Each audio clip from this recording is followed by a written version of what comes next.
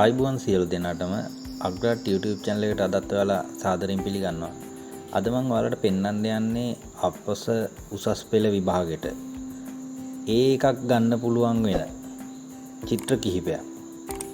ඒ කියන්නේ ගොඩක් දෙනෙක් මගෙන් අහලා තිබුණා අපොස උසස් පෙළ විභාගයේ චිත්‍ර විෂයට ප්‍රායෝගික කොටස් වලට ඒ ලකුණක් ගන්න පුළුවන් චිත්‍ර කුණ මට්ටමින් තියෙන්න ඕනද කියලා.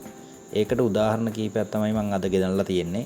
මේ සිතුවම් සියල්ලම මගේ පෞද්ගලික පන්තිවල සහ පාසලේ දරුවන්ගේ සිතුවම් මම උගන්වන කාල පරිච්ඡේදවලදී ඒ දරුවන් විසින් ඒ අවස්ථාවන් වලදී නිර්මාණය කරපු සිතුවම් තමයි මම මේ වලට පෙන්වන්නේ.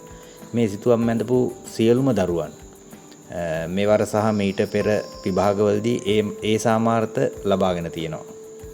ඒ හින්දා ඔයාලට මේ සිතුවම් ටික බලන එක ගොඩක් ප්‍රයෝජනවත් වෙයි. මෙතන තියෙන සිතුවම් සියල්ලම ලකුණු 75න් ඉහළ ලකුණකට යන්න පුළුවන් සිතුවම්. මේ සිතුවම් නරඹලා ඔයාලගේ චිත්‍රවල තියෙන අඩුපාඩු මොනවද කියලා ඔයාලට එතකොට පැහැදිලි අවබෝධයක් ලබා ගන්න පුළුවන් වෙයි. ඒ හින්දා මේ සිතුවම් සියල්ලම හොඳින් නරඹන්න. මේ වගේ තලයේ භාවිතා කරලා තියෙන හැටි, පසුබිම් භාවිතා කරලා තියෙන හැටි, වර්ණ හසුරවලා තියෙන හැටි, දිය සායම් මාධ්‍ය කොයි විදිහටද හසුරවන්නේ, ඒ ආකාරයේ දේවල් හොඳින් නරඹන්න. ද්‍රව්‍ය බල ඇඳීම හෙවත් ද්‍රව්‍ය සම්පින්ඩනය කියන කොටසට අයත් සිතුවම් දෙක තුනකුත් මේකේ තියෙනවා. ඊට අමතරව ඝන මාධ්‍ය හසුරවපු සිතුවම් කීපයකුත් මේකේ තියෙනවා.